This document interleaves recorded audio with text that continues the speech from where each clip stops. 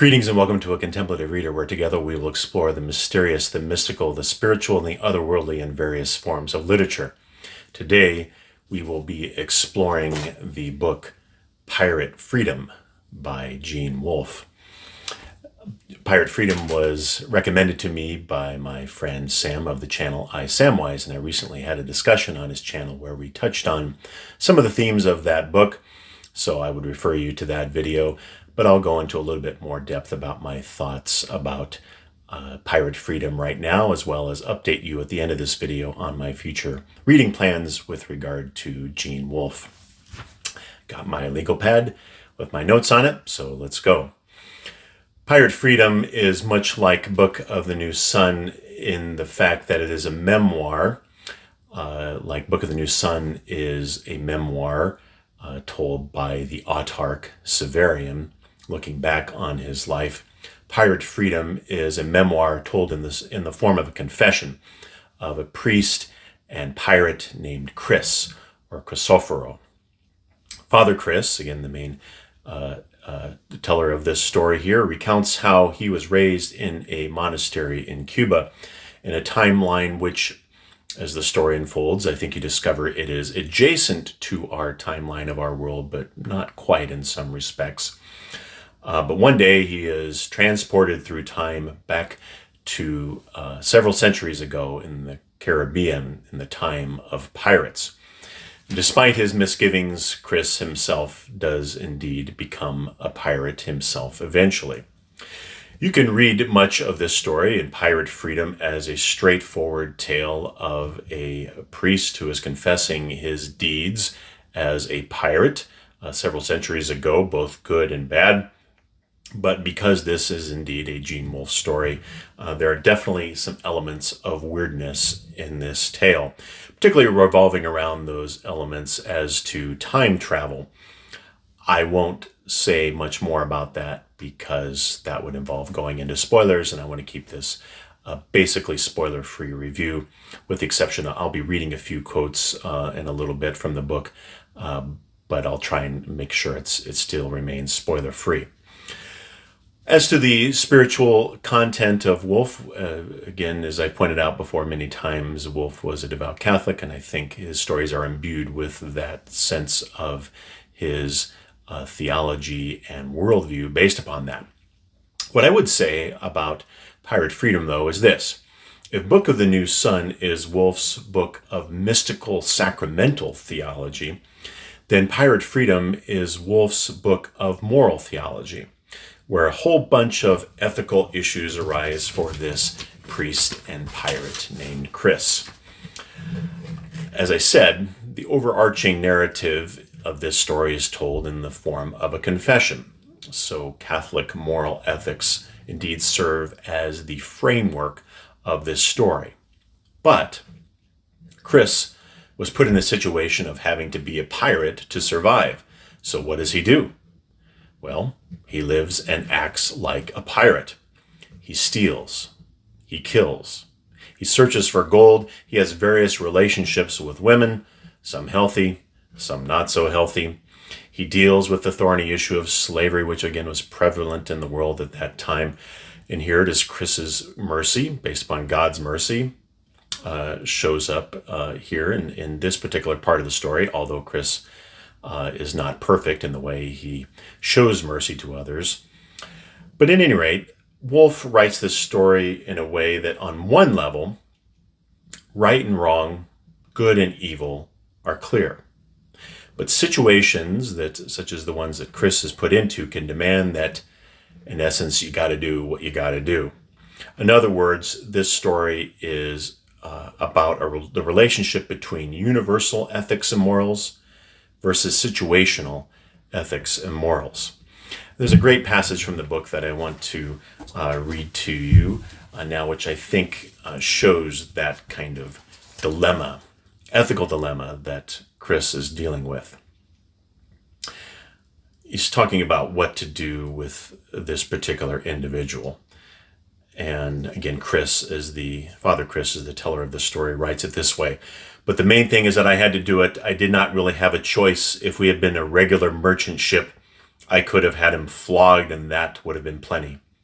On a pirate ship, you cannot get away with flogging people or much of anything else. I have confessed to erasing, I'll blank out the name for spoiler purposes, and I wish to God it had not been necessary, but he plucked me out of my own time and plopped me down where he did. And if I were back on the Rosa again with blank coming up to shake hands, I would do it over again. I would have to.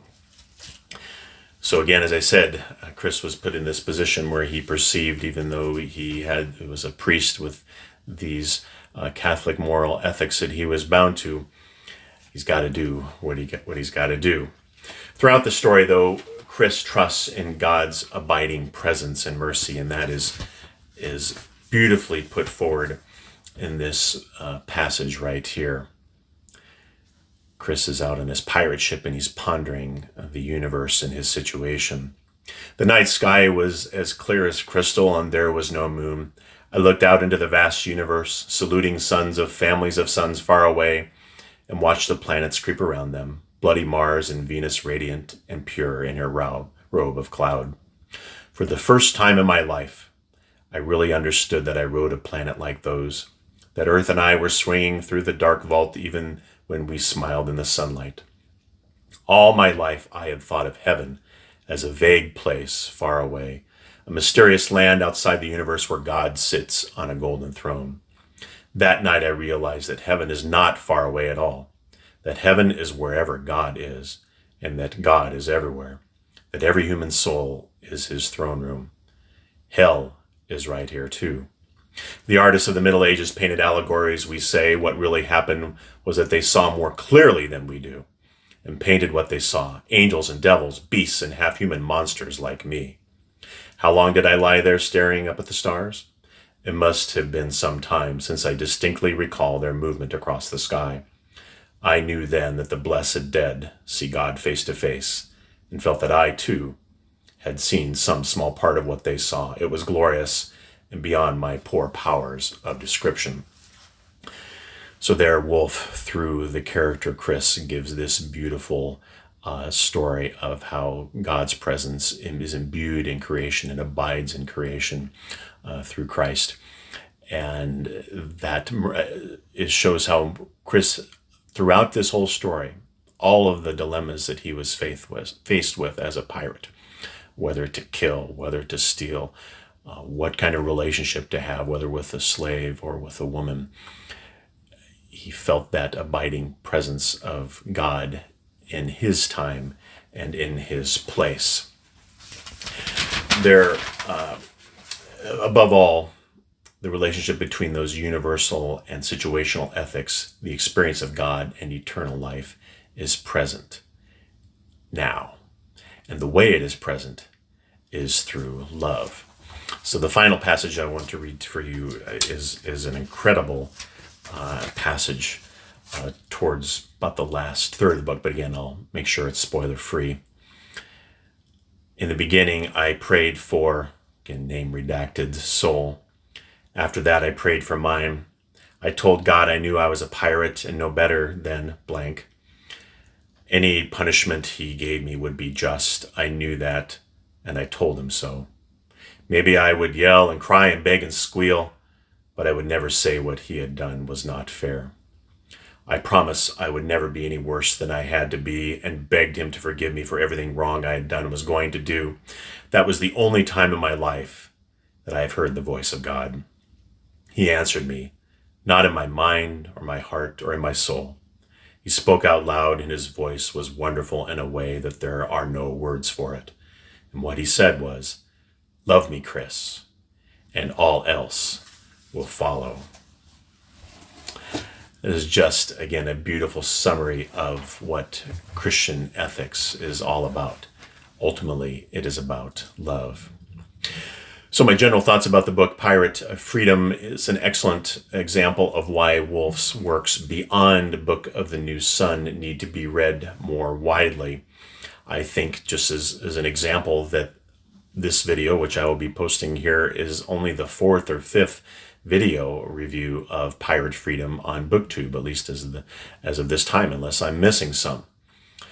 As to whether or not I would start reading Wolfe with Pirate Freedom, I don't think I would quite go that far. I think it's a place you definitely could start if you're interested in pirate stories. There are some weaknesses to the story. I think Wolfe kind of shows off his engineering knowledge with describing some of the mechanics of pirate ships a little too much, and some of the love triangle issues got a little tedious, at least for me personally. But overall, for the reasons I've gone over, it's another example of Wolfe's beautiful writing and the way he incorporates spiritual themes within a story. And this is a relatively late story for Wolfe. This is written in 2007, several decades after the Book of the New Sun was written. And I think he only ended up living about another decade after the publication of this story. So Pirate Freedom is indeed highly recommended. Although I might not start with that story, I would still start with Book of the New Sun or else one of his short story collections. So now for a brief reading update and plans for the future with regard to Gene Wolfe. Again, I do read other authors on this channel besides Gene Wolfe. I have many other authors I want to get to before the end of the year, but I do want to spend quite a bit of time getting even further and further into Gene Wolfe's world. So, as I also mentioned during my chat with Sam on his Samwise channel, I, of course, have read Shadow of the Torturer a couple of times now, and I have listened to the audiobook of Claw the Conciliator, the second book in Book of the New Sun. Jonathan Davis just does a fantastic job as the audiobook narrator of the Book of the New Sun series, so it's definitely a good way to consume the series, if you want to talk about it that way. However, for me to do one of my deep dive videos where I really dive into the spirituality underlying Wolfe's stories, particularly with regard to Claw the Conciliator, where there's so much to go into, I am going to reread it in book form and make notes on it, and then I'll put up my video. A few brief thoughts. As I mentioned to Sam, I didn't actually enjoy this story quite as much as I did Shadow of the Torturer. There were some tangents, and some of it is just really plain weird. However, there was a whole lot of spiritual content for me to really dive into and dig into, and I'm going to be doing that upon my reread, of course. As Shadow of the Torturer dealt with the themes of Severian's monastic background, the sacramental element of the story told with regard to baptism, and the transformative element in terms of dying and rising in his new life, as this person, Severian, has journeyed out beyond the Management Tower, the Citadel. I think the themes in this second story are Claw the Conciliator are cruciform. I think that there's elements of the crucifixion passion narrative of Christ told in this story. There's also a sacramental element of Claw the Conciliator, but this time it is more Eucharistic than baptismal, although a very strange, perverse, if you want to call it that, Eucharistic narrative that shows up. And there's also a transformative element, but this time I think it's more related to time and the way time works within Wolfe's stories. So I'll be rereading Claw the Conciliator and posting my video on that. Other Wolfe stories I want to get to before the end of the year. I want to finish off the collection of short stories, The Island of Dr. Death, and other stories. You can find some of my reviews so far on this channel. I, of course, want to finish up Book of the New Sun, or at least the first 4 books, by reading this compilation, Sword and Citadel, which is Sword of the Lictor and Citadel of the Autarch. And then if I have time before the end of the year, I want to read the 5th book in this series, The Earth of the New Sun. Also, what I've talked about with Sam is that we both have an interest in reading a short novel by Wolfe published back in the 1970s that isn't talked about on BookTube at all, called The Devil in a Forest. Look at that cover. That's an amazing 70s fantasy cover right there that could easily go onto a 1980s metal album. But at any rate, this book isn't talked about at all. I actually picked this book up for $1 in a used bookstore. So that was quite a find. So it's only about 200 pages. So I think at some point Sam and I are going to read that, and hopefully we'll have a chance to talk about that book as well, like we had a chance to talk about some of Wolfe's other books. So thank you for watching. Peace be with you.